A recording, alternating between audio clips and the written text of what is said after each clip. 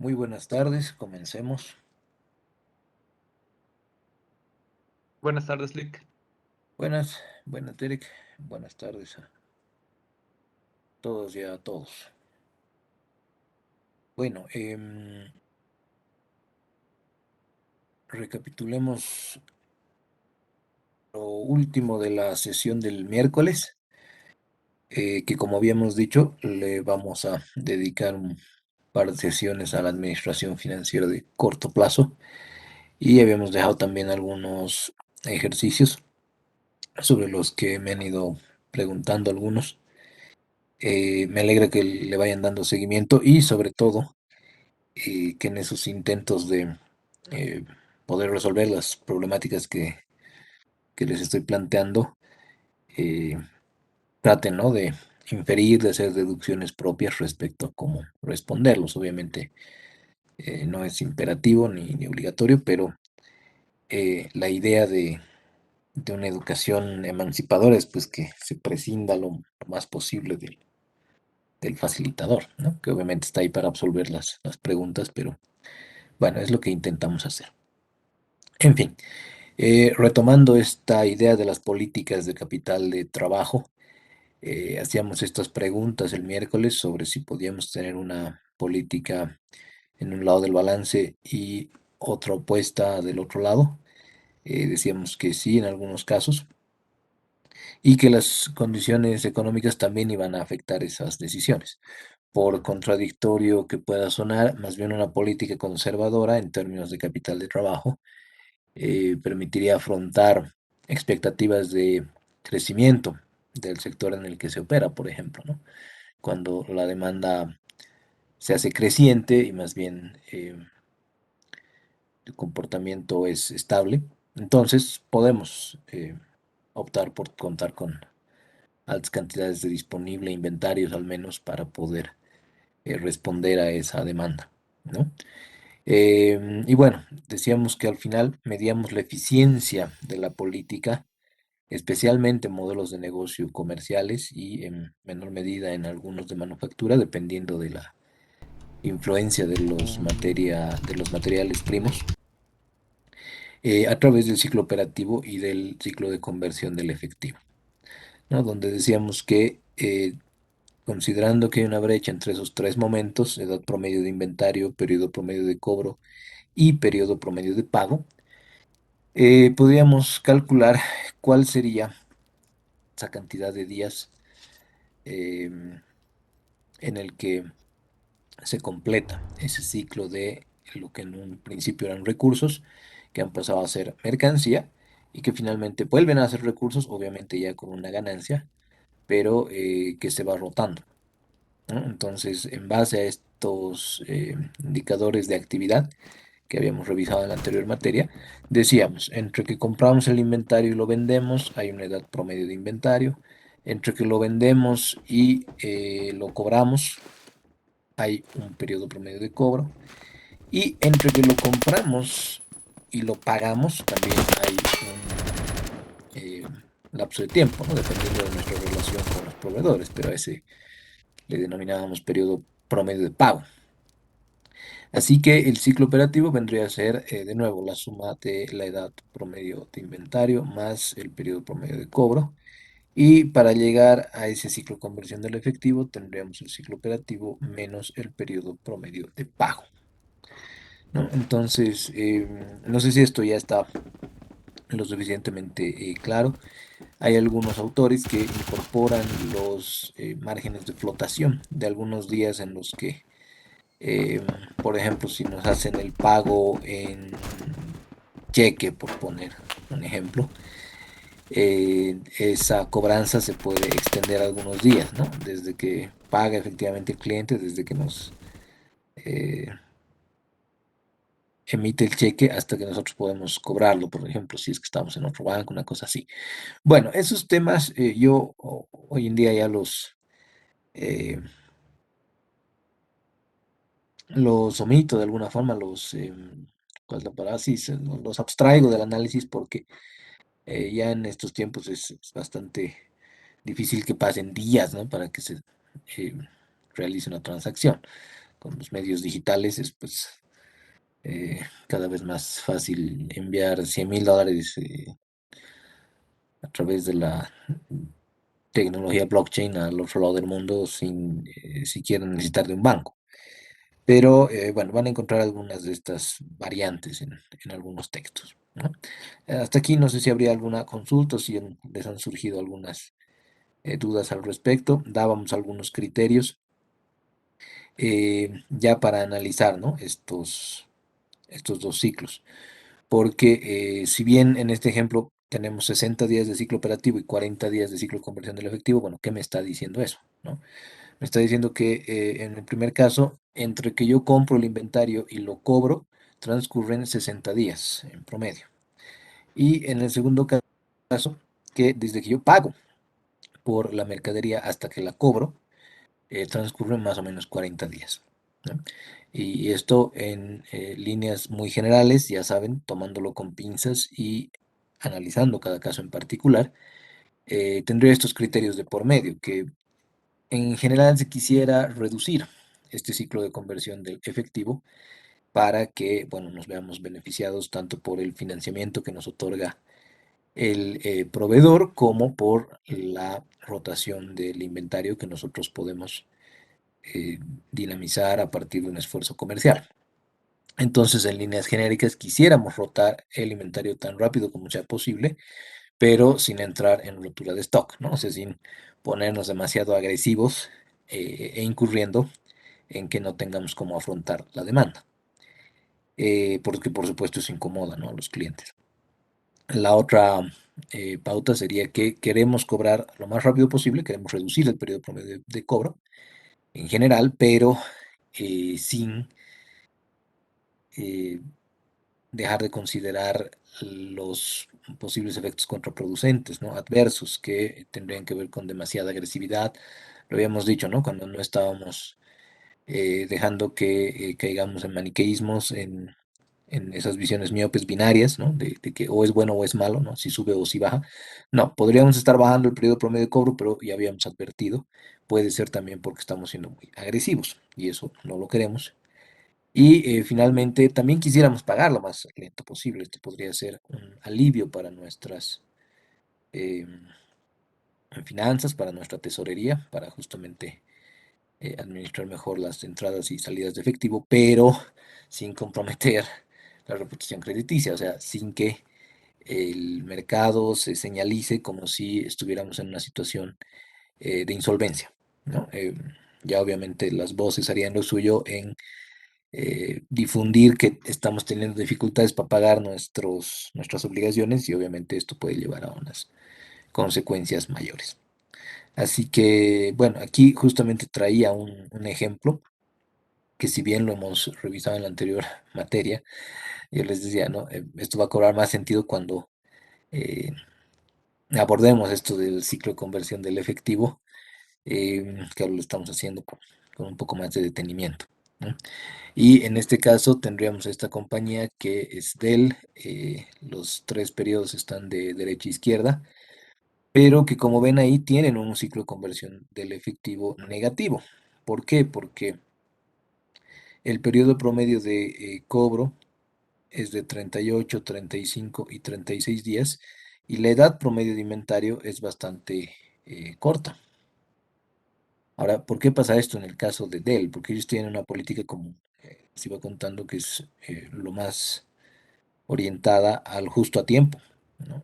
Incluso no producir el equipo si es que no ha sido pedido ya a través de internet o a través de los canales que se tienen para ello. ¿Y dónde está el principal factor que negativiza ese ciclo de conversión del efectivo? Bueno, en este periodo promedio de pago. Porque resulta que además yo me tardo el 2009 en promedio 82 días en pagarle a mis proveedores. Entonces, cuando este ciclo de conversión del efectivo es negativo, creo que se los decía el miércoles, es como hacer una alquimia financiera, ¿no? Es como que el que está realmente financiando tu negocio es el proveedor. Porque si llevamos esto a términos de un modelo de negocio comercial, eh, comprar barato para revender más caro, imagínense que uno compre en cierto momento, pero el plazo que nos da el proveedor es de, no sé, 60 días. Nos da 2 meses para pagar el proveedor. Pero como nosotros ya contamos con esa mercadería, nos hemos tomado de repente 10 días en vender y 10 días en cobrar. Entonces, 20 días de ciclo operativo para un periodo promedio de pago de 60 días es una alquimia financiera, porque incluso podría hacerlo 3 veces, ¿no? O comprar incluso más mercadería e irla vendiendo. Eso es lo que incluso posibilitaba, les decía, eh, varios de los productos de microfinanzas que tenemos en el entorno, ¿no? Para eh, préstamos de solamente días, que si bien tienen intereses altos, eh, permiten a los usuarios hacer este ciclo muy rápidamente en un fin de semana, digamos. Ahora, este ciclo de conversión del efectivo comparado con otras empresas, ahí estaba el de Lenovo, también el Lenovo queriendo un poco eh, hacer un benchmark, ¿no? De las prácticas de logística de Dell, también llegan a ciclos negativos, pero ya en HP y en la mayoría del resto, diría, son ciclos positivos. Ahora, esto también obedece a lo que en las 5 fuerzas de Porter ustedes encuentran como el poder de negociación, ¿no? de los proveedores. ¿Por qué se llega a un periodo promedio de pago tan alto? Porque, bueno, pues eres de él, ¿no? Eres de él y tienes la opción de elegir a tus proveedores, porque seguramente todos quieren trabajar contigo, porque tienes una marca ya muy bien posicionada y eh, operas en todo el mundo, en fin, entonces todos tienen un poco que condescender con las políticas que tú definas para que eh, puedan trabajar contigo, ¿no? Entonces, este era un ejemplito que ahora espero cobre más sentido, pero estaríamos diciendo que con un ciclo de conversión del efectivo negativo, eh, dependiendo del caso, por supuesto, hay, ¿no? Razones para pensar en un desempeño, en el caso de Dell, para imaginar que las cosas tienen connotación positiva. No sé si habría hasta acá algún comentario o si el ejemplo está claro, más o menos la aplicación, si la aplicación del concepto se entiende.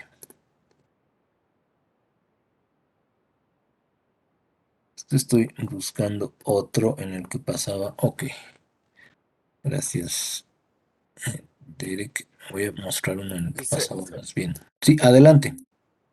dice, tal vez otro ejemplo podría ser las empresas de dropshipping, esas que simplemente son intermediarias digamos, de las tiendas de Internet, por ejemplo, las de AliExpress o las de eBay, y son intermediarias acá y no tienen ningún inventario incluso. Excelente, Mike. Porque justamente esas empresas le están dando un dolor de cabeza a entidades como la Fundación IFRS, que es la que establece la norma de contabilidad, ¿no? ¿Por qué decimos esto? Porque si se solía decir que un activo es una partida sobre la que se tiene control, que viene de hechos históricos y que va a generar beneficios económicos a futuro, en el dropshipping, por ejemplo, ¿qué sería lo correcto? ¿Tendría uno que contabilizar el inventario dentro de sus operaciones? Porque como señala Mike, el dropshipping es pues algo en el que tú simplemente actúas como intermediario logístico, ¿no? No sé si conocen ese modelo de negocio que está dando además mucho de qué hablar en varios mercados, pero uno como más o menos ya está empapado de la logística digital, del e-commerce y demás, puede contactar directamente al proveedor en la China y hace que envíe el producto al cliente en Bolivia o en cualquier otro lugar. Pero el punto es si esta venta pasa por tus manos, ¿no? Porque el producto, tú nunca llegas a tener control sobre el producto porque directamente se envía. Y el problema del otro lado sería contra qué estableces la venta. Si dices que estás cobrando solamente una comisión, entre comillas, en realidad tampoco sería tan válido porque tú estás poniendo un margen sobre el precio, ¿no? O sea, sobre el costo que está em, ofreciendo el proveedor y sobre el que tú estás generando una ganancia. Pero claro, tú en la página estás vendiendo con ya el precio total eh, probado, digamos. Pero es un gran ejemplo porque justamente trata de reflejar estas ideas, ¿no? De que los negocios siempre van a estar innovando, siempre van a estar cambiando, entonces em, ahí hay otras maneras de aprovechar oportunidades que ustedes obviamente em, se les recomienda siempre seguir las tendencias y demás. El dropshipping sería una muy buena forma de revisar esto, ¿no? Imagínense si el proveedor les da un plazo además y, bueno, pueden manejarse mejor en ese sentido. Podrían hacer negocios sin financiamiento eh, tradicional, ¿no? Bueno, entonces, aquí quería llegar con este ejemplo. Aquí, si bien en este caso podemos decir que el ciclo de conversión del efectivo tiene una connotación positiva al ser negativo, y en varios casos podría ser así. Aquí hay otro en el que no tanto, ¿no? Lo propio, solo que este está al revés, está yendo de izquierda a derecha, del 2005 a 2009. Este sí creo que no lo habíamos visto, lo había dejado para después, porque como ven aquí, el ciclo de conversión del efectivo también se está negativizando, ¿no? Está pasando de 8 días, perdón por el separador de decimales que está en punto aquí, debería ser coma, para no confundir y mantenernos estables, pero en 2016 se vuelve menos 79, en 2007 se vuelve menos 251, 2008 menos 275, y ya en 2009 alivia un poco con menos 187. Pero la pregunta es, en este caso, ¿tiene una connotación positiva la negativización de este ciclo de conversión del efectivo? Los escucho.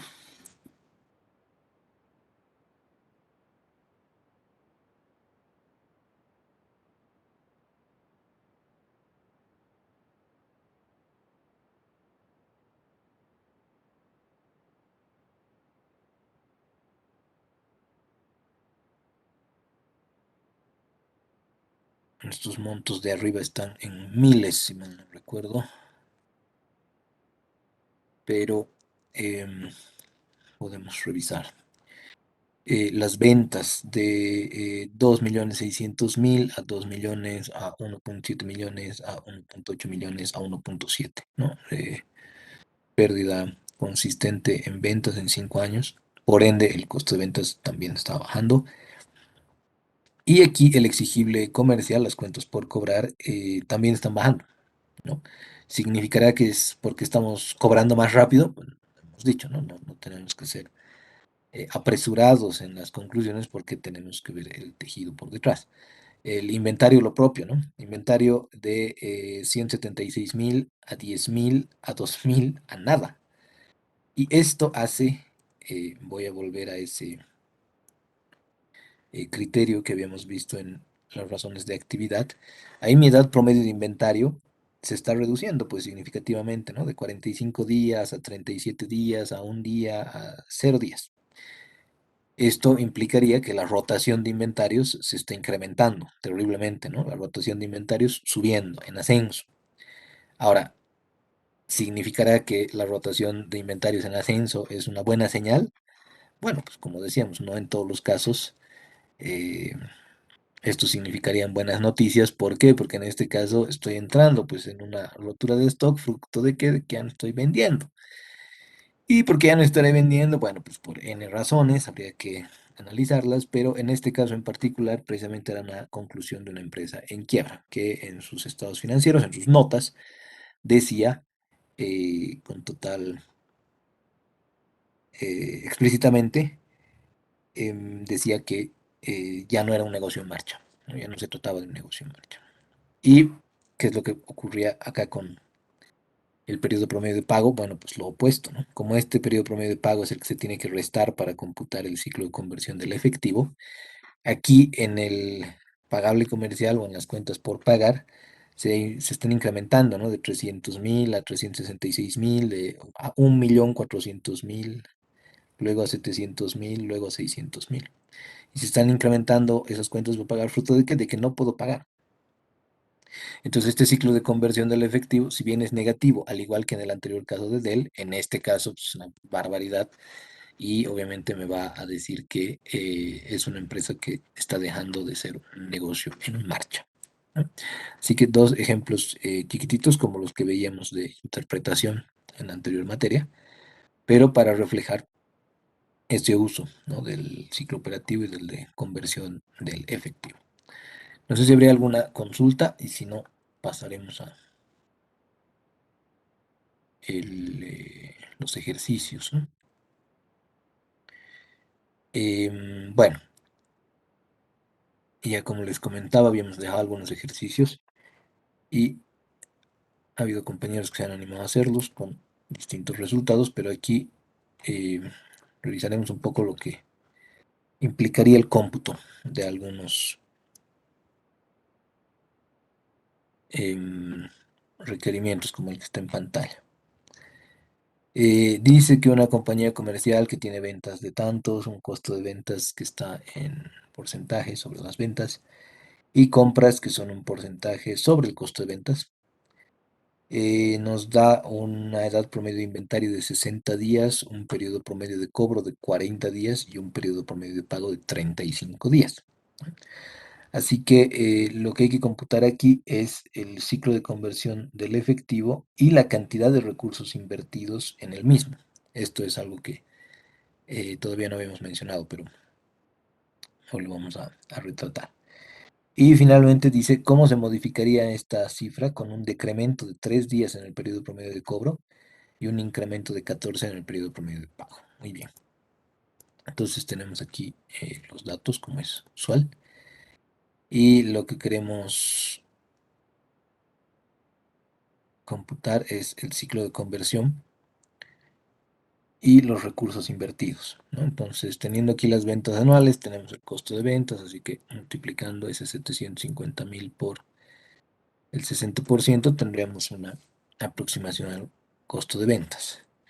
Y para las compras, lo propio, ¿no? De ese 450.000, dice el 85% son las compras. Ahora, algo sí podríamos responder desde ya es cuál es el ciclo de conversión del efectivo, que vendrían a ser la suma de edad promedio de inventario y periodo promedio de pago, o de cobro, mejor dicho, menos el de pago, ¿no? Al momento tenemos 65 días de ciclo de conversión del efectivo, es decir, que transcurren 65 días desde que pagamos por la mercadería que habíamos comprado hasta que la cobramos, ¿no? Pero para saber cuántos recursos tenemos invertidos en este ciclo de conversión, vamos a tener que aproximar justamente las tres partidas de capital de trabajo, cuentas por cobrar, inventarios y cuentas por pagar, a partir de la información con la que contábamos. Esto es jugar a la inversa, ¿no? Tendríamos que despejar que sabiendo, nos pondremos un, sí, está bien, rojo, eh, que sabíamos que la rotación de cuentas por cobrar, si bien van a ser las ventas sobre el promedio de cuentas por cobrar, y luego el periodo promedio de cobro es igual a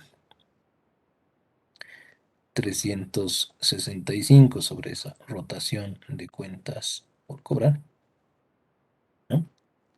Tendríamos que hacer lo opuesto aquí. Nos está pidiendo la cuenta por cobrar, o sea, básicamente despejar eso. Entonces podríamos decir que esas cuentas por cobrar iba a aplicar en las otras dos también, en el inventario y en el pagable. Tendrían que ser el periodo promedio de cobro multiplicado por las ventas sobre 365, ¿no? Dado lo anterior, dado que este era el periodo promedio de cobro. Ahora, obviamente, aquí estaríamos prescindiendo de este promedio, ¿no? Porque no contamos con dos datos. Solamente estaríamos llegando al valor final, o podríamos asumir que es el promedio, pero como no tenemos forma de cotejarlo con algún monto inicial, entonces lo vamos a dejar ahí. El punto es que estas cuentas por cobrar tendrían que ser esas ventas anuales multiplicadas por el periodo promedio de cobro de 40 días y divididas entre los días en el año. Bueno, como no nos hace alusión el requerimiento, vamos a decir que son 365. Y esa sería 82.192 sería la aproximación a las cuentas por cobrar. Con los inventarios, lo propio. Tendremos que tomar el costo de lo vendido, multiplicarlo por la edad promedio de inventario y dividir entre los días en el año. Esta lógica, ojo, va a ser la que utilicemos una vez que hagamos las proyecciones de estados financieros. Ahorita las estamos poniendo al revés para jugar a nuestro favor, pero más adelante se van a hacer más valiosas todavía. Y finalmente las cuentas por pagar, ¿no? Que serían las compras multiplicadas por el periodo promedio de pago y divididas entre los días en el año, 36.678. Entonces, los recursos invertidos en este ciclo de conversión del efectivo eh, puede ser de una compañía, puede ser de una línea de negocio, puede ser de em, varios aspectos inherentes a la empresa o de la compañía en su conjunto. ¿Por qué digo que puede ser de líneas? Porque ustedes podrían separar las ventas, el costo de ventas y las compras con sus diferentes políticas de eh, crédito y de pago eh, en las diferentes líneas de productos que tenga una empresa. Entonces podrían tener los recursos invertidos en cada una de esas líneas también. Y estas no van a ser más que la suma de las cuentas por cobrar más los inventarios menos las cuentas por pagar. Igualito que en el capital de trabajo neto, ¿no? Activo corriente menos pasivo corriente. Solamente que aquí jugando con estas tres cuentas principales, que en este primer caso nos darían 119.486. Claro, porque yo tengo estancados, entre comillas, 82.000 de recursos en cuentas por cobrar. Esto que, entre comillas, también lo podríamos llamar una inversión en los clientes. Tengo también 73.000 invertidos, casi 74.000 invertidos en los inventarios. Y afortunadamente, 36.000 me los está financiando el proveedor. O sea, yo no tengo que eh, colocar estos recursos, sino que los financia el proveedor. Por eso es que al final ese valor de las cuentas por pagar lo hemos restado. Entonces diríamos 119.000 invertidos en este ciclo de conversión del efectivo. Hasta acá no sé si hay alguna duda o algo que eh, no esté muy claro. Pero es justamente hacer la inversa de esto que habíamos visto en la anterior materia, ¿no? Ahora bien, Una consulta.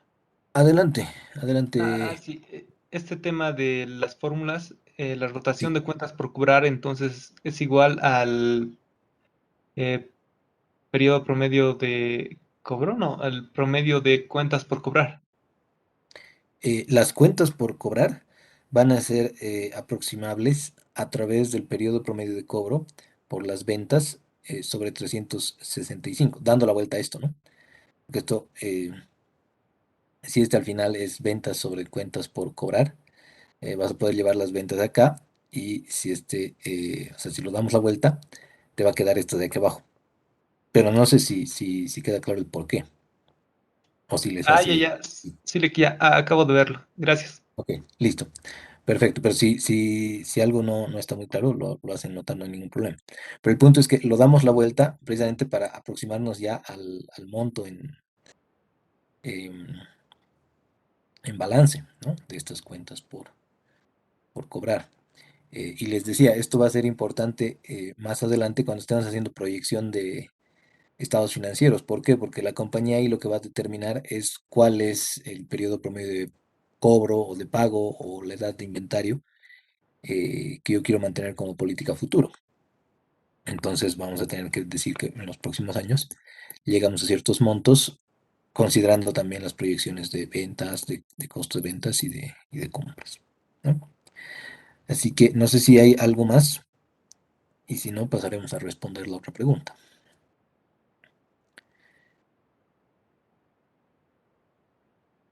que justamente nos dice qué es lo que ocurriría con esos recursos invertidos en el ciclo de conversión del efectivo si es que el periodo promedio de cobro se reduce en 3 días y el periodo promedio de pago se incrementa en 14 días. Esto ya conceptualmente lo pueden empezar a em, inferir ustedes, ¿no? O sea, si le dan una vuelta, si ahorita hay 119.000 bolivianos invertidos en este ciclo de conversión del efectivo, por ejemplo, si reducimos 10 días en la edad promedio de inventario, este 119.000 debería subir o debería bajar. Si esta edad promedio de inventario, antes de responder al requerimiento, lo bajamos a 50, digamos. Al darle enter, este 119.000 debería subir o debería bajar. No sé si alguien quisiera dar alguna respuesta.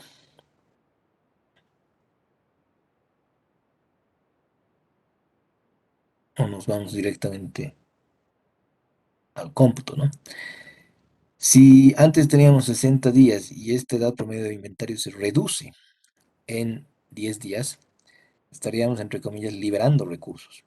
Si le ponemos ahí enter, estos 73.000 que eran antes, ahora resulta que son 61.000. Claro, porque ya no tenemos el inventario tanto tiempo con nosotros, ¿no? O sea, lo vendemos más rápido. Entonces, si vendemos más rápido, no vamos a necesitar 73.000, sino solamente 61.000. Y obviamente vamos a liberar también recursos en el ciclo de conversión, que ya no son 119.000, sino 107.000. Entonces, estas son algunas preguntas típicas de examen, ¿no? De las preguntas que tienen incisos, de qué ocurre con un ciclo de conversión que tiene un incremento o un decremento de tal cantidad en eh, los distintos componentes.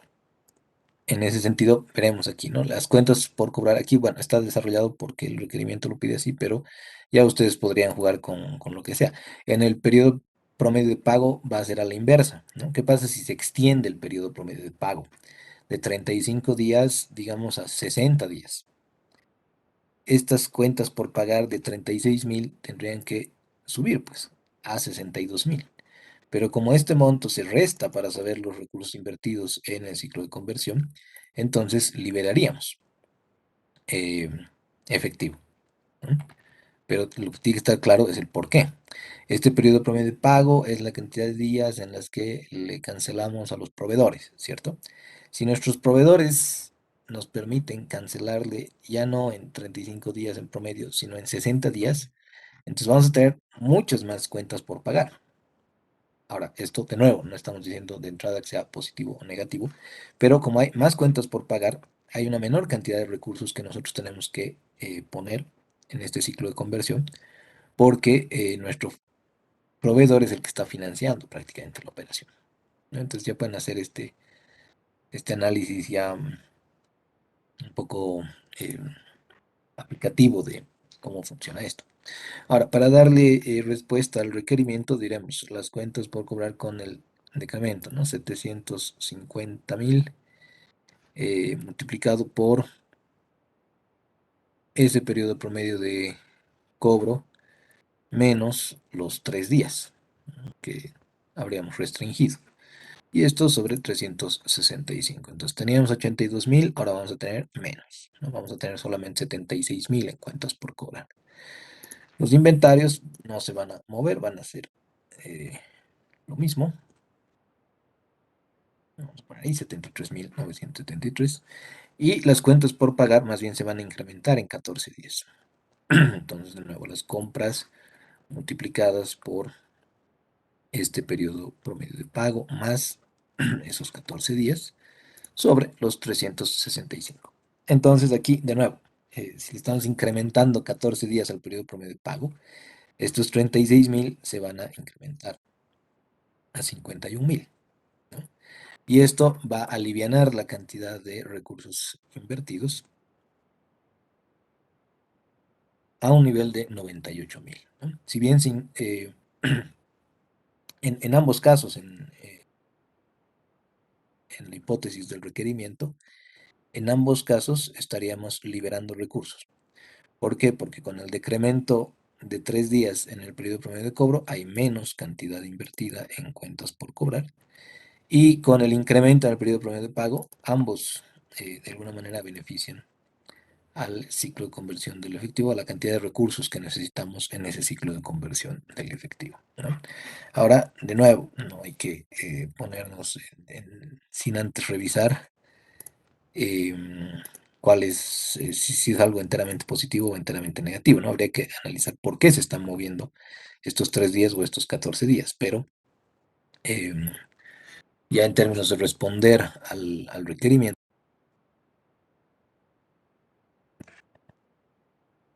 eh, y en términos de dar respuesta a ese requerimiento, el monto se modifica, se reduce a 98.651. Y esto es algo que ya pueden aplicar en los modelos de negocio más básicos, ¿no? En una tiendita, por ejemplo, que solamente revende mercadería que adquiere a un costo menor, entonces podrían ver cómo podrían hacer más eficiente este proceso. Bueno, eso con relación a este primer ejercicio.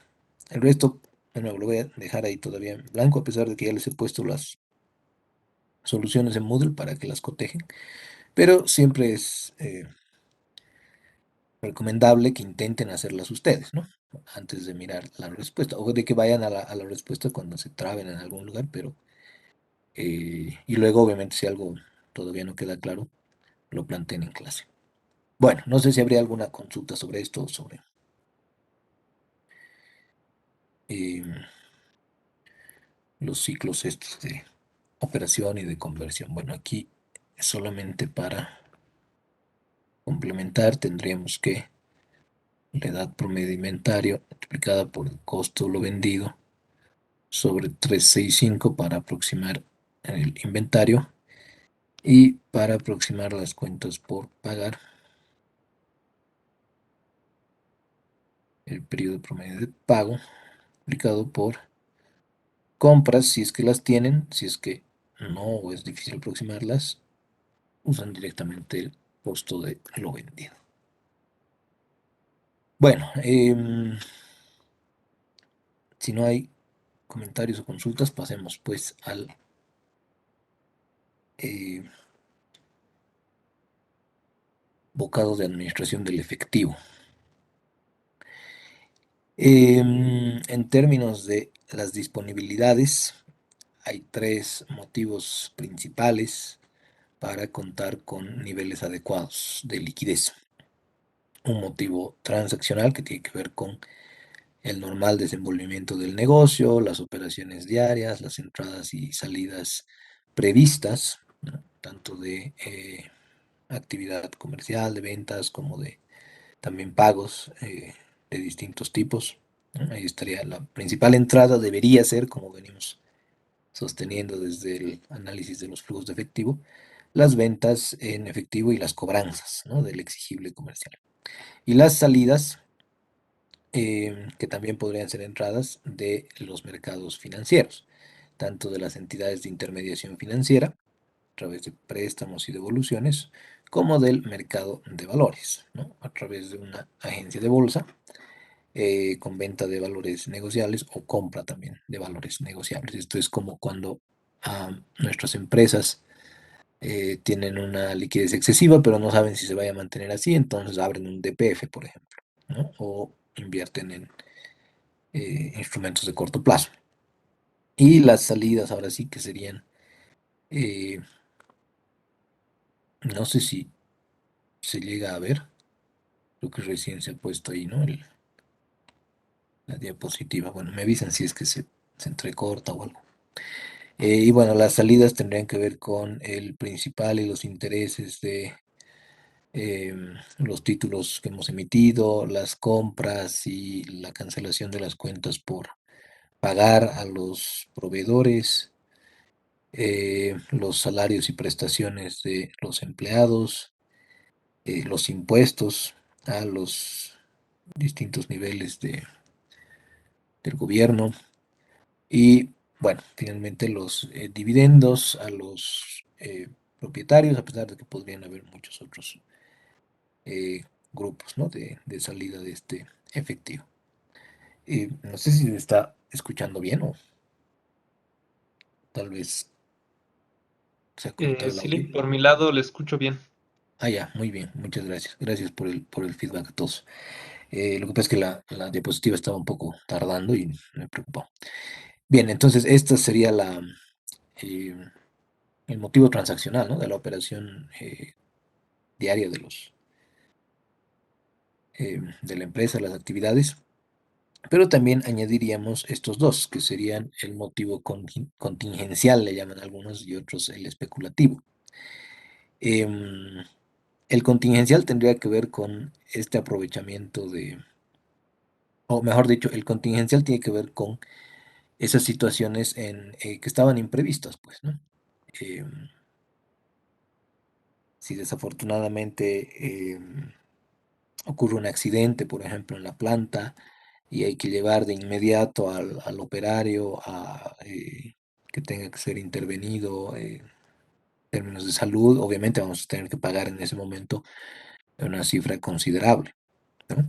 Y ya yéndonos a ejemplos mayores, mayúsculos, algún otro tipo de siniestro, ¿no? Un incendio, un desastre natural, qué sé yo, va a involucrar que por contingencia nosotros contemos con un saldo de efectivo suficiente como para poder afrontar esa situación, ¿no? Y el otro es el especulativo, que más bien tenía que ver con aprovechar ciertas oportunidades que a veces se presentan. Tampoco es que las habíamos esperado, pero si alguien viene y les ofrece una vagoneta recién compradita de Toyota el año pasado y como está en una situación de urgencia, les dice, te vendo una RAV4 sacada de Toyota en $15,000, pucha, ustedes harían lo imposible, ¿no? Por conseguir esos 15,000 ese rato, porque se trata de un excelente eh, precio. Es una oportunidad que sería, pues, imposible de no aprovechar. Y claro, si ese rato ustedes no cuentan con la cantidad de recursos suficiente, bueno, pues se les va a pasar, ¿no? Esto a veces pasa a nivel de que te llama el proveedor y te dice, es que estoy liquidando saldos porque ya me he puesto en campaña con mi nueva colección, con mi nueva mercadería, qué sé yo, así que te vendo todo lo que me sueles comprar a mitad de precio, ¿no? Y vos ese rato no puedes estar con el tema de que nada más es que no tengo que liquidar, me voy a prestar esto, que lo otro. No, pues, en ese momento es donde el saldo de efectivo también debería contemplar estos colchones especulativos, ¿no? O sea, son colchones tanto para lo contingencial como para lo especulativo. No sé si aquí habría alguna consulta, pero en general esta es estos son los tres tipos de razones por los que se enuncia que los saldos de efectivo deberían ser suficientes en todos estos casos. Ahora, obviamente, van a variar los umbrales, ¿no? Porque como decíamos, a veces la liquidez empieza a subir y una liquidez corriente, por ejemplo, que solía ser unos 70, que solía ser de 2, puede llegar a niveles de 4 o de 5. ¿Por qué? Porque estamos en un eh, periodo de incertidumbre, estamos en una situación como la de la pandemia, no sabemos muy bien qué va a pasar, o donde me estoy preparando para alguna adquisición, decíamos, entonces ahí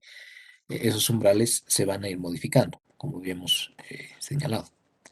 Ahora, sobre estos hay distintos modelos, pero la idea, a pesar de que vamos a abordar dos, es que ustedes vayan reconociendo de nuevo, ¿no? Los patrones que mejor se adecúan a la organización donde están desempeñando sus funciones y no necesariamente los matematicen como primer paso, ¿no? Sino más bien que vayan reconociendo cuáles son estos comportamientos más habituales. De aquí derivan varios modelitos que muy probablemente los han visto en otras materias también, pero que tratan de hacer eso, ¿no? De anticiparse un poco ya al comportamiento que ya ha sido estudiado, que ya ha sido entendido. Entonces tratan de ir optimizando cuál podría ser un nivel adecuado, en este caso de disponibilidades, pero lo vamos a aplicar de la misma forma en el caso de inventarios, porque lo han de vivir en operaciones, bueno, pues, em, en otras materias también, ¿no? Entonces, este es el modelo más clásico y que se basa justamente en la optimización de una función de costo total. Y aquí lo que vamos a suponer es que cada vez que la empresa necesita efectivo, va a liquidar de sus inversiones temporarias 1.200.000, por poner una cifra, ¿no? Y las va a llevar a caja, las va a llevar a disponibilidades, bueno, como como decíamos, ¿no? En la anterior clase, las ventas son un tipo de ingreso, bueno, de acá es un tipo de disponible, pero no vamos a ser tan rigurosos sobre los conceptos ahora. Ese efectivo inicial, digamos que nos dura 2 semanas en este primer ejemplo. Entonces, una vez que transcurren esas 2 semanas y otra vez estamos próximos a niveles de cero, o otra vez tenemos que ir al mercado de valores y liquidar 1.200.000, ya sea en TPFs o en otros títulos o en otros instrumentos de corto plazo. Entonces, Bomol obviamente va a asumir que el comportamiento de las disponibilidades es así, como reloj suizo se mueve, ¿no? O sea, esto va bajando hasta las 2 semanas, entonces luego de nuevo tenemos que contar con 1.200.000 para que esto vuelva a bajar y esto vuelva a subir, ¿no? Entonces, por eso son modelos que se prestan mucho a partir de los años 50, después de la Segunda Guerra Mundial, de los métodos cuantitativos. Ahora, de ahí a que se cumplan en la realidad con esta exactitud, obviamente es imposible, ¿no? La idea es que nosotros los vayamos configurando en función a la necesidad. Pero bueno, ¿cuál era la problemática que abordaba Baumol en ese sentido? Decía que em, si cada vez que se requiere efectivo se liquidan 1.200.000 en inversiones temporarias para llevarlas al disponible, hay un promedio, un monto promedio de disponibilidades con el que se cuenta en la empresa. Pero contar con algún nivel de disponibilidades en el balance siempre nos hace incurrir en costos de oportunidad, ¿cierto? Por eso en varios textos ustedes encuentran que si la liquidez está por encima de cierto monto, es un alto eh, costo de oportunidad y por ende no es muy recomendable. Ya hemos dicho, depende de las razones, pero esto es lo que plantea Bomol, ¿no? Que se logre un monto de reposición del efectivo que sea lo suficientemente idóneo como para que se minimicen los costos de transacción y se minimicen también los costos de oportunidad. Es decir, em, si yo tengo muy poquito efectivo cada vez que eh, recurro a las disponibilidades, ahí está el tamaño del saldo de efectivo. Si yo mantengo un saldo muy pequeñito, entonces mi costo de transacción se vuelve alto, ¿no? Cuando estamos aquí con muy poco efectivo, recurrentemente, el costo de transacción se vuelve alto, porque cada vez yo tengo que ir a la agencia de bolsa a liquidar mis títulos. Cada vez yo tengo que ir a incurrir en costos transaccionales para poder contar con disponible. Y al revés pasa lo propio. Si yo tengo demasiado monto eh, de efectivo, ahí en lo que estoy incurriendo es en un costo de oportunidad, ¿no? Porque si yo tengo millones de bolivianos en disponible en caja, obviamente con esos recursos podría estar invirtiendo en otras cosas que renten mucho más. Entonces, vamos, lo que dice es que de estos dos componentes hay que hallar una función en la que podamos obtener un tamaño óptimo que minimice tanto el costo de oportunidad como el costo de transacción. Y en ese punto es donde se da esa intersección, ¿no? Donde este costo total, esta función en azul, se minimiza, digamos, en este punto, ¿no? Tal vez por el gráfico no llega a ser el mínimo mínimo, pero no sé si esto se entiende respecto a lo que se está pretendiendo hacer, ¿no? Se está pretendiendo hallar ese monto de reposición del efectivo, reposición de las disponibilidades, como para que no se incurra en un monto demasiado elevado que nos lleve a costos de oportunidad también elevados, o en un monto demasiado pequeño que nos lleve a costos de transacción ya también que sean muy altos. Entonces aquí eh, ponemos un ejemplo de esta compensación. R va a ser el costo de oportunidad de mantener el efectivo, o sea, una tasa de interés de los títulos negociables o de cualquier inversión que podríamos hacer.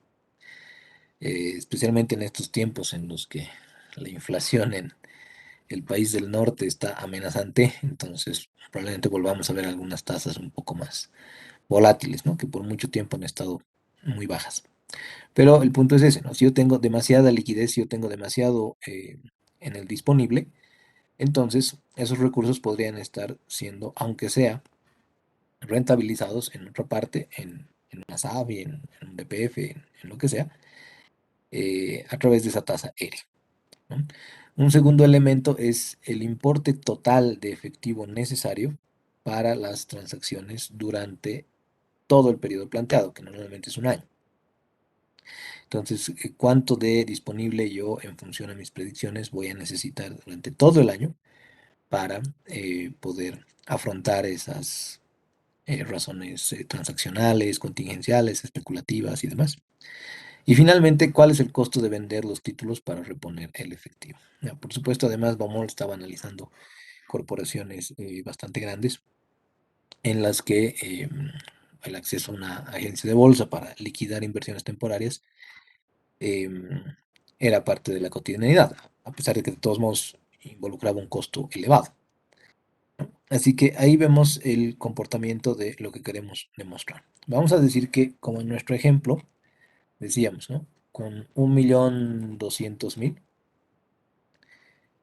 partimos cada 2 semanas, ¿no? Eso es lo que reponemos cada 2 semanas, lo que nos alcanza para 2 semanas, en el ánimo de afrontar todos los requerimientos de efectivo. Entonces, si el saldo inicial de efectivo, si ese monto de reposición es de 1.200.000 cada vez que liquidamos títulos, el saldo promedio de efectivo va a ser 600.000, dividiendo ese total entre 2, ¿no?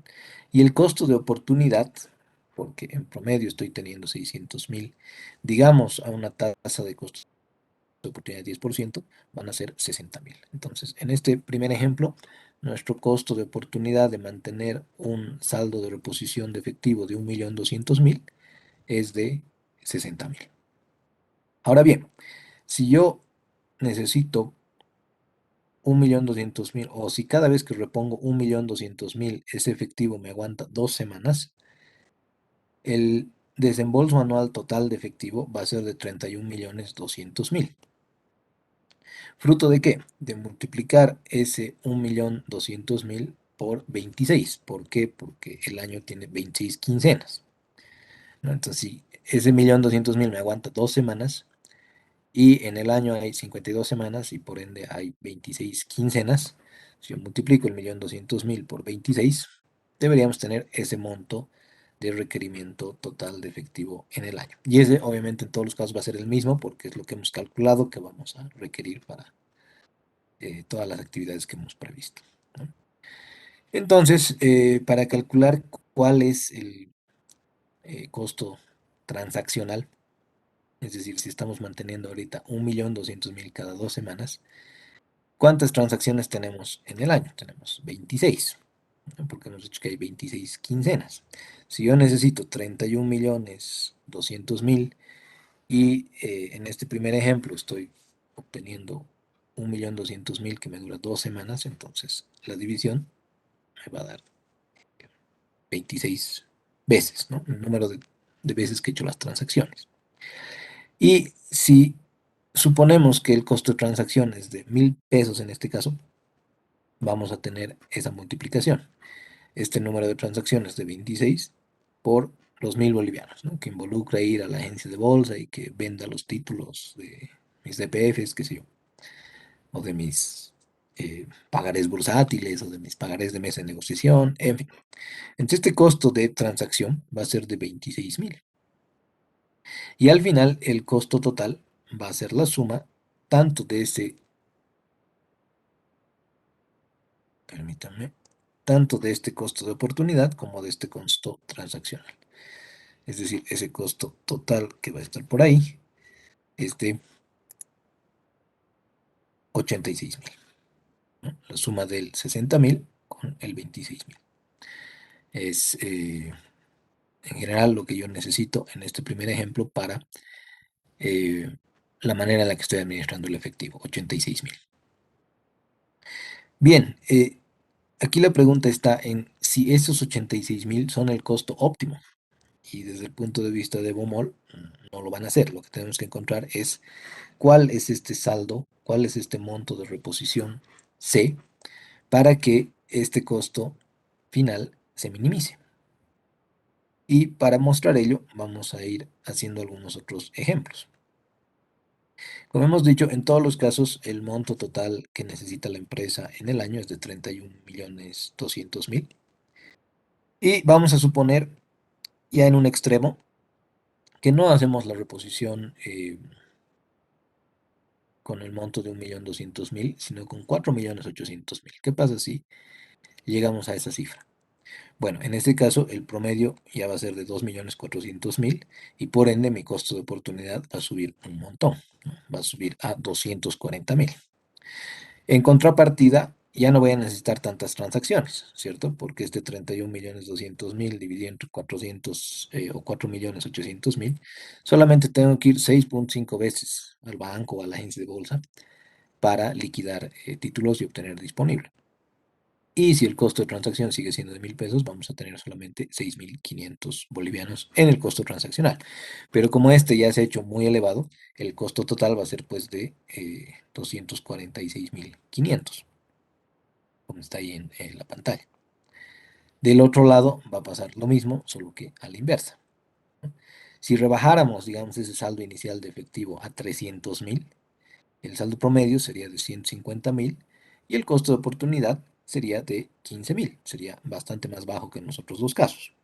Pero, ¿dónde estaría la contrapartida? Que si yo solamente obtengo 300.000 de saldo de efectivo y tomo el requerimiento total del año de 31.200.000 dividido entre esos 300.000, voy a necesitar ir 104 veces a la institución financiera para poder reponer ese saldo. Y esas 104 veces multiplicadas por 1.000 pesos van a ser 104.000, ¿no? Que sumados a los 15.000 del costo de oportunidad, nos van a dar un total de 119.000. Entonces, en ambos extremos, lo que se quiere reflejar aquí es que tenemos un costo mucho mayor al monto inicial de 1.200.000. Si nos vamos a puntos intermedios, ahí que están 2.400.000 y 600.000, vamos a tener costos de 133.000 en el caso de los 2.4 millones y de 82.000 en el caso de los 600.000. Pero aquí ya vemos que ese monto sí es menor, ¿no? Ese 82.000 sí es menor a los 86.000 con los que estábamos operando. Entonces sí es posible minimizar ese costo y es lo que querríamos hacer con la función que estábamos proponiendo hace un momento. Y bueno, para esto hay que rememorar un poquito el cálculo diferencial.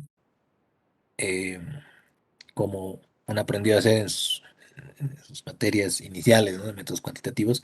Si yo tengo una función de costo total, que en realidad es la suma del costo de oportunidad más el costo de transacción, yo tengo algo más o menos como eso, ¿no? Que el costo total es igual al promedio del saldo de reposición multiplicado por la tasa de interés de costo de oportunidad, más el número de veces que yo tengo que ir al banco, dependiendo del total de efectivo necesario para un año, por el costo de transacción.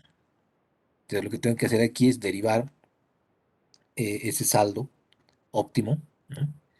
Derivar el saldo de reposición de efectivo, derivar la función de costo total respecto de ese saldo de efectivo. Y ahí estaría la derivada, ¿no? Respecto de C, de la función de costo total eh, respecto de C. Esta sería la derivada que le igualamos a 0 para minimizarla y obtendríamos que R medios es igual a el monto total de efectivo necesario por el gasto por cada transacción dividido entre eh, C elevado al cuadrado, ¿no? Porque es ese TF, digamos, ¿no? TF multiplicado por C a la menos 1, entonces vamos a llevar este exponente para multiplicarlo ahí, como ustedes han aprendido a hacer, y este va a ser elevado a la menos 2, por eso está como denominador ahí como cuadrado. Bueno, estas son las razones por las que han atravesado por esa tortura que es a veces cálculo diferencial, pero como ven, tiene pues sus usos, ¿no? Aunque aquí ya está pues puesta en versión final, ¿no? Ese C asterisco va a ser el saldo óptimo que yo debería reponer, considerando que tengo 31.2 millones de efectivo necesario y considerando que el costo de oportunidad es de 10% y que la tasa, o mejor dicho, el costo transaccional es de 1000 pesos. Va a ser la raíz cuadrada, si es que despejamos eso, de 2 veces el monto total por el costo transaccional sobre la tasa de costo de oportunidad. Entonces, con las condiciones del anterior ejemplo, tendríamos que el saldo óptimo de reposición deberían ser 789.936, ¿no? O 37 para redondear. ¿Y qué logramos con ese monto? Bueno, pues logramos que el costo total se reduzca a 78.994, que como veíamos en el anterior caso, 86.000 era la situación actual, entre comillas, y 82.000 era si reducíamos a la mitad, a 600.000, ¿no?, de saldo de reposición. Entonces aquí lo que nos está diciendo el modelo de Baumol es que si nosotros reponemos 78.994 cada vez que necesitamos, o perdón, 789.937 cada vez que necesitamos efectivo, nuestro costo va a ser de 78.994. Y no importa cuánto para arriba o cuánto para abajo solicitemos, ese costo siempre se va a hacer mayor, ¿no? Tanto si el saldo de reposición se va hacia arriba como si se va hacia abajo, ese monto va a ser mayor, ¿no? Y esto lo veremos con un ejemplo, pero no sé si hasta acá hay alguna duda.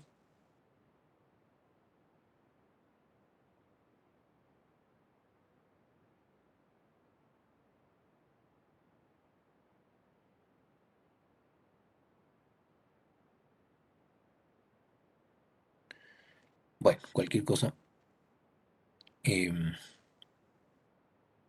las de notar nomás, por favor.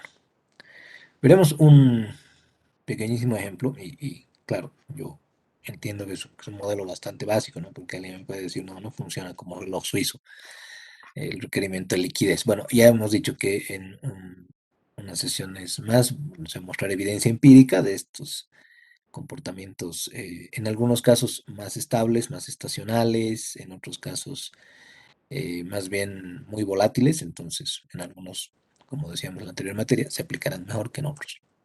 Pero, a ver, solamente para ver si conceptualmente hemos captado las ideas. Decimos aquí, AAA necesita de un total de 4 millones de bolivianos en efectivo al año para realizar transacciones y otros propósitos, ¿no? Aquí ya tendremos un monto global. Vamos a decir, siempre que el monto del efectivo se reduce, vende 300.000 bolivianos en valores, con una tasa de interés de 5,25 anual. Y la venta de los valores cuesta 2.500 en la agencia de bolsa. Así que la pregunta es, ¿cuál es el costo de oportunidad y de transacción con la política actual? Claro, primero lo que nos está preguntando es, si nosotros necesitamos 4 millones y cada vez que necesitamos liquidez vendemos 300.000 bolivianos en títulos, en inversiones temporarias, ¿cuánto nos está costando ahorita nuestra política de administración del efectivo? ¿Y cuánto nos costaría seguramente si es que computamos este saldo óptimo a través de la derivada de Baumol? Entonces, para entender mejor conceptualmente, podríamos tener aquí, ¿no? Este costo de oportunidad, habíamos dicho, va a ser este monto actual de restitución del efectivo, que sobre 2 vamos a tratar de aproximar como un promedio, y lo vamos a multiplicar por el costo de oportunidad, que en este caso es una tasa de interés de 5,25. Ahorita, por tener este monto de restitución de efectivo de 300.000, nos estamos perdiendo de 7.875 que podríamos rentabilizar a esta tasa si es que no estuviera disponible, ¿no? Y el costo transaccional sería este total de 4 millones entre 300.000, ahí está el número de veces que tendríamos que ir a la entidad bursátil o financiera en el año, 13 veces, y multiplicado por lo que nos cuesta em, el- la venta de esos valores, ¿no?, para hacerlos líquidos. Entonces tendríamos ahí que el costo transaccional es de 33.333, porque tenemos que ir 13 veces en el año a liquidar títulos y este es el monto ahorita que está siendo más significativo, ¿no? Entonces el costo total es de 41.208. Ahorita nuestra política de administración de efectivo nos está costando 41.208. Entonces la pregunta es, ¿cuál puede ser un monto óptimo de restitución de efectivo? Y bueno, como hemos visto, podríamos sacar una raíz de un numerador que sea 2 veces el volumen total de efectivo requerido por el costo de venta de los valores, es decir, el costo transaccional, ¿no?, de cada vez que tenemos que liquidar. Y dividir entre esa tasa de interés. Entonces, con esto tendríamos ya un nuevo monto óptimo de restitución del efectivo. 617.213. Y aquí podríamos demostrar que el costo se reduciría, por lo menos tendría que reducirse de estos 41.208. El costo total con este monto tendría que ser ese monto óptimo entre 2 para tener el monto aproximado del promedio, multiplicado por la tasa de interés para tener el componente del costo de oportunidad. Y esto más la cantidad de efectivo total necesaria en el periodo que estén jugando, nosotros un año, sobre el monto de restitución de ese efectivo. Y esto multiplicarlo por los 2.500. Entonces, aquí de nuevo tendría que salir un monto menor, ¿no? Y si quisieran, para hacer análisis, lo podríamos separar, ¿no? O sea, podríamos hacer el costo de oportunidad óptimo, pero tendrían que ser iguales. El costo de oportunidad óptimo y el transaccional óptimo, es decir, separar esto, ¿no? Ahí está. El costo de oportunidad óptimo con este saldo de 617.000 sería de 16.202. Y si tomamos el otro componente del costo total, también serían 16.202.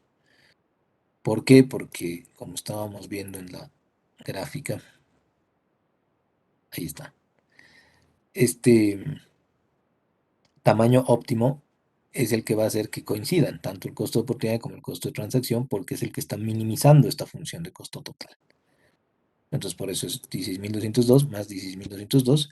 Hemos logrado que el costo sea de 32.404, ¿no?, en respuesta a esta interrogante.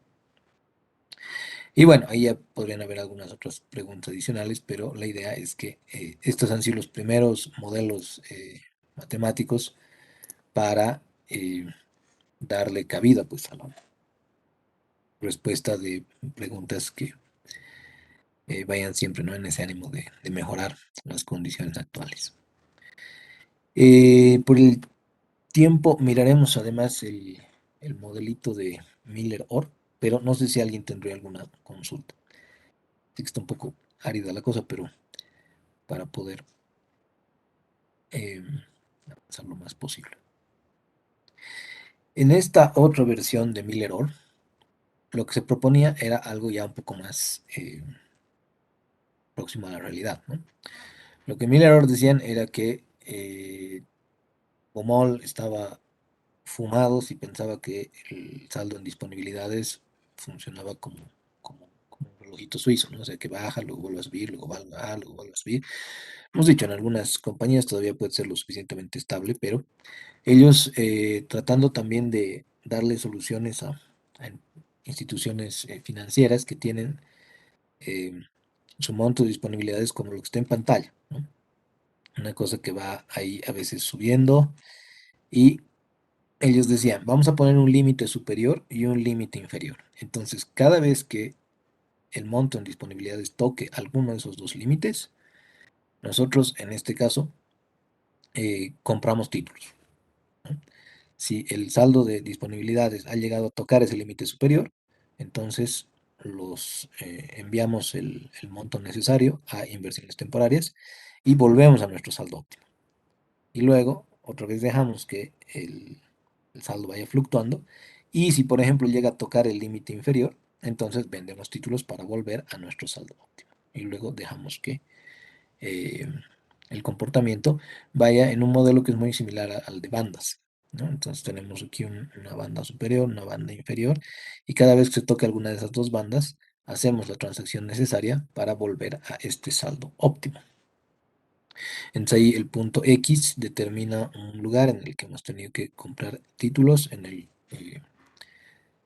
momento Y hemos tenido que venderlos para volver a tener el saldo de disponibilidades. Entonces, de nuevo, esto es una optimización. La empresa define un límite inferior, más o menos en comportamiento histórico, y podría calcular ese saldo óptimo como la raíz cúbica de componentes muy similares. En primer lugar está ahí el eh, costo transaccional, está la varianza de las disponibilidades y está 4 veces el costo de oportunidad, pero porque esto normalmente se lo maneja en términos diarios. Tenemos un saldo superior, un límite superior óptimo, que sería 3 veces el monto óptimo, menos 2 veces el límite inferior, y también un saldo promedio que podríamos. Entonces podríamos completar aquí un ejemplo.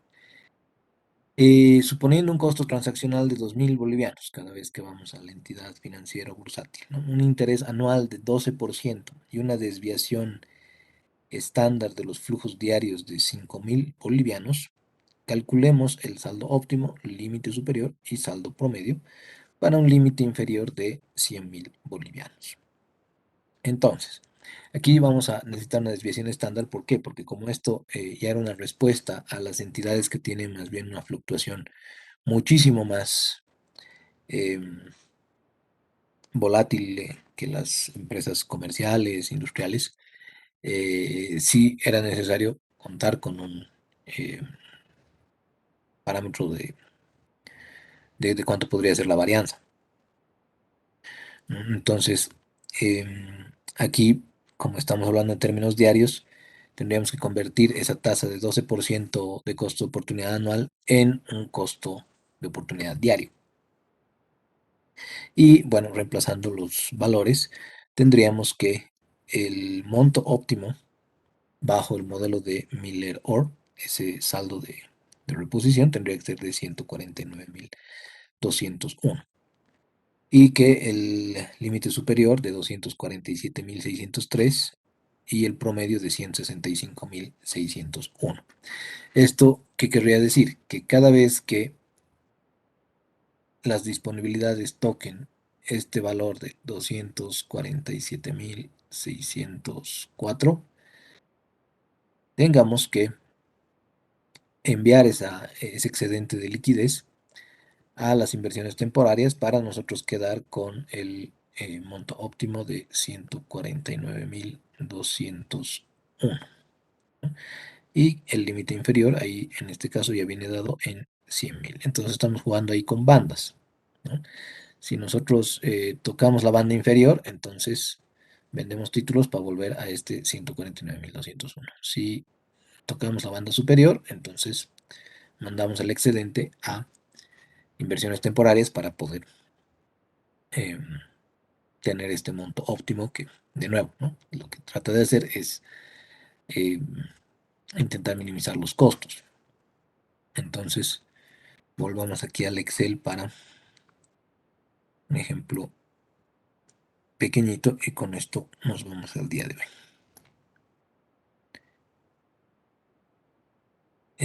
Ahí estamos. Dice, la desviación estándar de los flujos diarios de efectivo de Hexágono es de 9.800.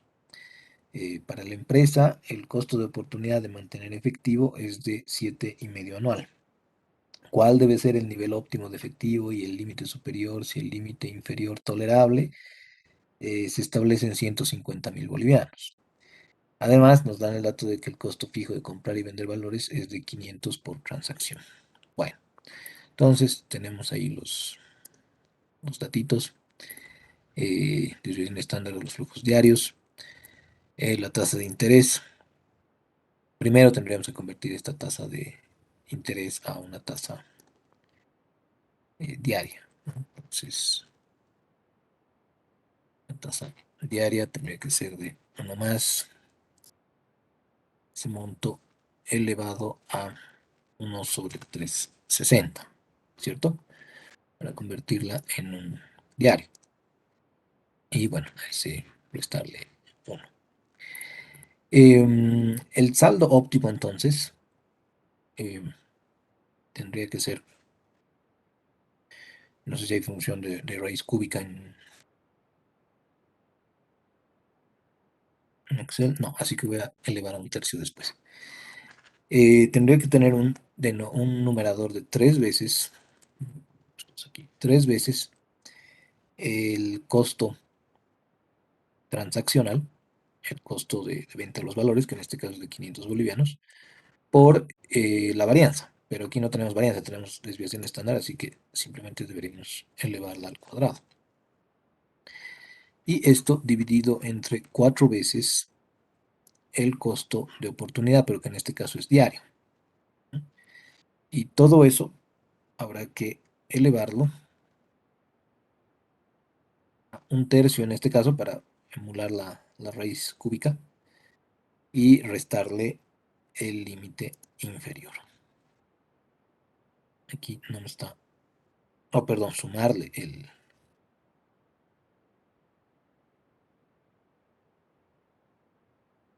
el límite inferior, ahí está. 206.385 como saldo óptimo de restitución de efectivo, ¿no?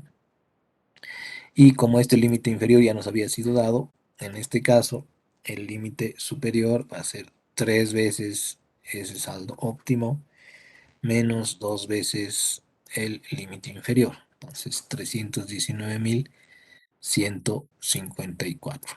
Aquí el punto está en que, si me deshago de eso un ratito, nuevamente, ¿no? Podemos tener ahí, voy a usar el negro para definir ese saldo óptimo y los niveles superior e inferior. Entre ese nivel superior, óptimo e inferior, en el de arriba tendríamos 319.154.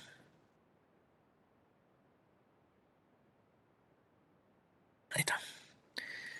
En el óptimo tendríamos 206.385 y el de abajo es de 150.000. Entonces, ¿cuál era la idea de estos dos señores? Que el disponible puede estar oscilando en esas bandas y que cuando toque el punto inferior, 150.000, tendríamos que nos estamos quedando bajos de efectivo, ¿cierto? Eso es lo que nos tratan de decir. Si toca ese límite inferior, entonces estamos en un nivel peligroso de efectivo para cumplir con los propósitos que habíamos dicho, entonces tenemos que liquidar títulos e inversiones temporales para volver acá, para volver al 206.385. Y lo propio, ¿no? Si seguimos ahí y en algún momento chocamos con la parte de arriba, entonces tendremos que eh, mandar ese excedente para no incurrir en costos de oportunidad, porque ese excedente nos rinde 5 puntos o 7.5% al año en este caso, y devolverlo a ese nivel óptimo. Entonces, considerando más o menos los mismos criterios que Bomol, pero en otra línea, y tendríamos esta composición de las bandas y demás. Bueno, perdón, hemos desarrollado aquí dos modelitos, pero espero que hayan sido claros porque son además bastante simples de utilizar, ¿no? La idea es más bien que uno vaya en la medida en la que va aplicando todos los conceptos y em, todas las propuestas, las adaptaciones, las adecuaciones al caso particular en el que se trabaja. Bueno, eso entonces sería lo que hemos alcanzado a revisar hoy. Ya el miércoles completaremos con algunas aproximaciones a cuentas por cobrar y a inventarios y ya de ahí pasaríamos a planificación. ¿Alguna consulta, alguna duda, algún comentario, algo que haya quedado pendiente? De todos modos, los modelos también están en el texto que les he puesto en Moodle. Así que ya que tienen ahora la respuesta, espero que el día miércoles planteen sus dudas. Lick, Adelante, Derek. respecto a lo de las diapositivas, no le pude tomar captura a la última fórmula de la S asterisco, que era el límite superior. No sé si podríamos revisarlo Claro que un sí, momento. claro que sí, ahí está. Aunque mejor acá. Ahí está. No sé si esta o la del ejemplo. No, esta creo que era, sí. Ok, muy bien. Entonces, de este modelo, de nuevo, ¿no? Hay un saldo óptimo, como en Bomol, pero aquí hay un límite superior también óptimo para que no nos pasemos. Lo que pasa es que si nos pasamos de este saldo superior ya estamos incurriendo en un costo de oportunidad elevado, ¿no? Y si no llegamos al saldo óptimo superior, también podríamos estar en peligro de tener liquidez baja, ¿no?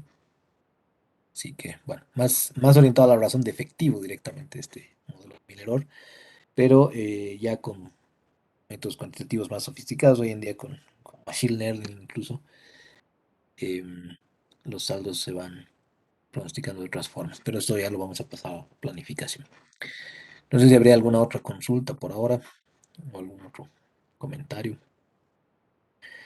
pero ya que hemos podido avanzar un poquito más, les dejo ahí el material ya em, con la resolución y el miércoles daremos continuidad. Si no hay nada más, quedemos ahí.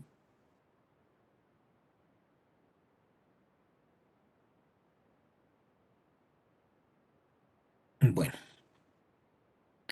Narda, sí, voy a pasarles cuanto antes las diapositivas, pero van a tener que tener paciencia porque quiero acabar lo que vamos a desarrollar hasta el examen. Em, pero sí vayan procurando, que son que sea screenshots, pero revisen su material. Bueno, quedemos ahí entonces. Cualquier Sí, cosa estoy atento al correo. Adelante, no sé si alguien quiere. licenciada, buenas tardes. Buenas. ¿El Excel está en el módulo, en la Sí, plataforma? están los dos, Albina. Está tanto la hoja de Ay, trabajo como la resolución. muchas gracias. Hasta luego, licenciada. No te preocupes, hasta luego. Que estén muy bien todos. Nos vemos el miércoles. Hasta luego, licenciado. Hasta luego, licenciado.